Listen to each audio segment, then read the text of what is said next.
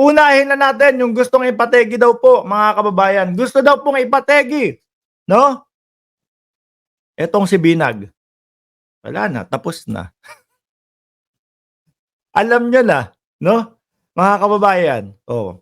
Saan ko po nasagap? Saan po namin nasagap yung balita na yan? Doon sa channel ni Maharlika. Wala na, tapos na. Wala ng thrill. Oh. Bakit to wala ng thrill, mga kababayan?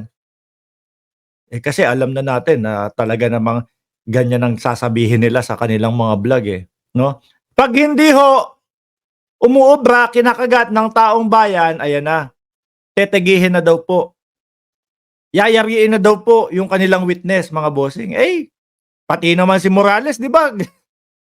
Pati ho si Morales, ginawa nila ng kwentong ganyan. May gustong magpategi kay Morales. Ano ho nangyari? Ayun, pakalat-kalat sa EDSA mag-isa. Hanggang ngayon po, buhay pa. Di ho ba, mga kababayan, naging parte na ho ng kanilang pagbablog, naging parte na ho ng kanilang kasinungalingan yung mga ganitong kesyo may ipapategi, kesyo daw po ipapategi yung witness nila, pero hanggang ngayon po, buhay na buhay yung si Morales. At mukhang tatakbong pagkasenador no? Batang Pasaway, Ace and Rock, Mirna Sapno, shout out sa inyo. Mukha pa yatang tatakbong bilang senador itong si Morales. Sa pangunguna na po at pang-uuto na po ng mga DDS. Kasi para sa kanila yan yung mga yan yung mga hero. Yan yung mga bayani para sa kanila. Sila Morales, sila Binag, tanong mo yung reputasyon nila kung okay ba o hindi. Si Morales, patong-patong ang kaso. Ayun, isa sa kaso ni Morales, mga kababayan, guilty. At may pagkakataon at maaari na pumasok sa oblo ng 4 na buwan at magbayad ng 1,000 piso. Maliit lang ho, mga kababayan, yung pinansyal na gagastusin, 1,000 piso. Pero malaki ho ang mawawala dyan kasi 4 na buwan hong hindi makakapag-vlog si Morales. Sayang yung income nun, ha? Diba? Yan naman po yung mga niyan. Yan naman po ang mga pakay niyang mga yan. Sila Binag, si Morales.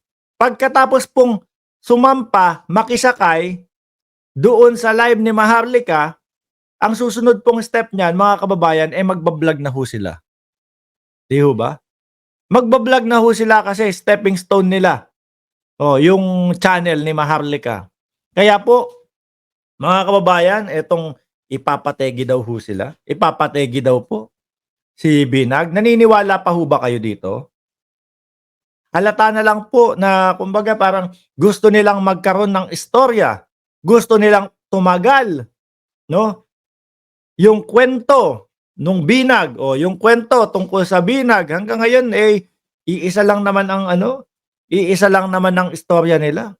Kundi daw ho bangag ang ating Pangulo. Sabi tuloy sa inyo ni Birhel Valencia, kwentong marites lang po, mga kababayan.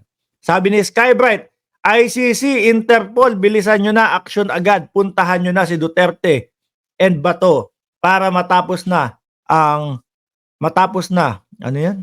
magulo mga Duterte, sabi niya. Nenita Umali, shoutout po sa inyo. Ikulong yang siopaw na yan. Pero inyo ho yun, mga kababayan, umaabot sila sa punto na kesyo daw po ay papategi, papabanatan, papabengbeng, o kung ano na po, lahat. Pero mas malalim po dito. At mas mukhang merong timbang po, mga kababayan.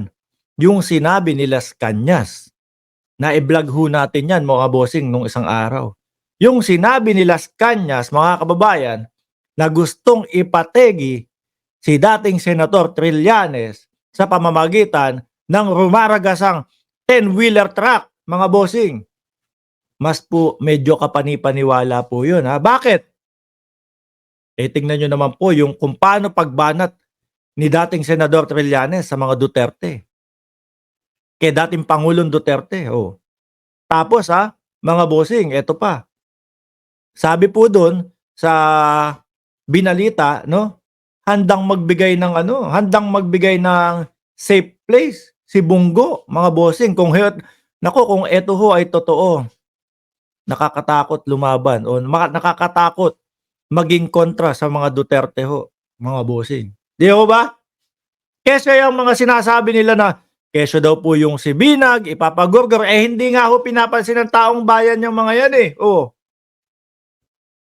Magugulat na lang ho kayo, mga bossing. Welcome to my vlog.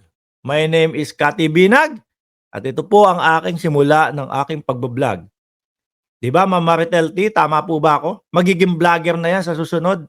Pag hindi na pinapansin nila Maharlika yan dahil nagamit na po, vlogger na lang ang bagsak niyan. At least, mga kababayan, kailangan daw po ng racket, may pinagkakitaan pagkatapos, di ho ba? Kaya lang, sira sa taong bayan. Pangit naman po na sumikat ka, makilala ka ng sambayan ng Pilipino sa pamamaraan ng paninira po, mga bossing.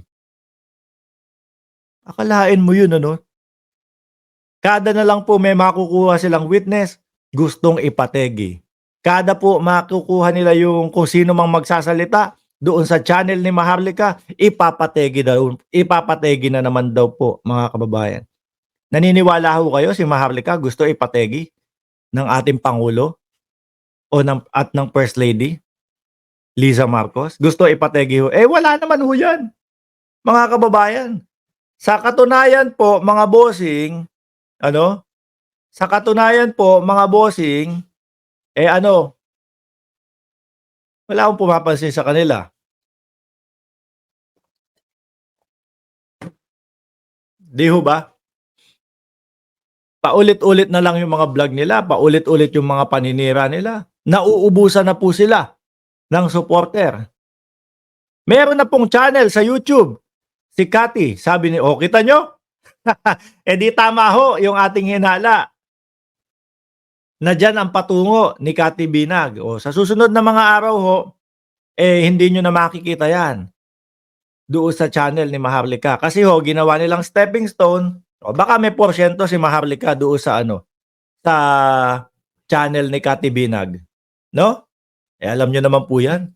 Patong-patong po ang kaso, mga kababayan. Puwi Quiñones ano ba talaga ang bigkas doon? Puwi o Poy? Naguguluhan ako Pero anyway, ang mahalaga yung importante. Ang mahalaga tuloy yung kaso, mga kababayan. No? Para na maturuan na ho ng leksyon yan. Kung sino-sino na din po kasi ang idinadawit na mga individual, mga pribadong individual, mga kababayan, ha? Hindi po mga nagtatrabaho to sa gobyerno. Isa lang po yung latest. Kaso po, mga kababayan, yung latest, yung kay Mel Robles mga bossing, general manager ng PCSO, ang banat naman ni Maharlika dun, hindi naman po tungkol sa trabaho. Kesyo daw po pinagbibintangan ni Maharlika na nagpapategi ng tao itong si Mel Robles. Iba naman po yun. Tapos, isinalampak pa nila, binalandra pa po nila yung muka ng anak ni Mel Robles, mga kababayan. So, medyo malayo po.